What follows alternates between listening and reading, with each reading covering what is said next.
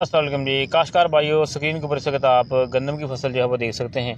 आज गंदम की फसल जो है वो 30 दिन की हो चुकी है, यानी 1 माह की उम्र इस गंदम की हो चुकी है।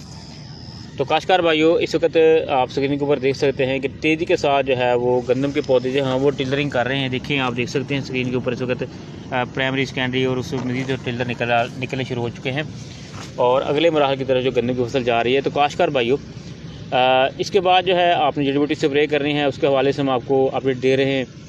तो काश्तकार भाइयों, बर वक्त जो है जड़ी बूटी स्प्रे करें ताकि गंदम के जो पौधे हैं वो मज़ीद जो है वो अपने मराहल की तरफ चले जाएँ।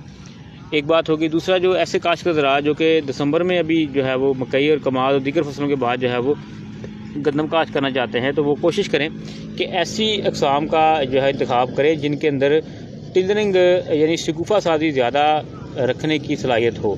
यानी ऐसी अक़साम को सिलेक्ट करें जिनके अंदर ज़्यादा शगुफ़े बनते हों, तो वो जो है वो काश्त करें। जिनके अंदर जिंक की मकदार ज़्यादा हो वो काश्त करें, ताकि जो पछेती काश्त की वजह से जो पैदावार में फ़र्क पड़ता है उसमें उनको इतना ज़्यादा नुकसान ना हो। तो काश्तकार भाइयों, इसलिए कोशिश करें कि चाहे आप वस्ती पंजाब से हैं, जनूबी पंजाब से हैं, जहाँ से भी हैं, आप कोशिश करें कि ऐसी अक़साम का इंतखाब करें जिनके अंदर टिलरिंग की जो है वो कैपेसिटी ज़्यादा हो, टिलर ज़्यादा बनाने की कैपेसिटी हो। तो इनमें रूस शामिल है, दिलकश शामिल है, अकबर शामिल है, दीगर वैरायटी शामिल हैं।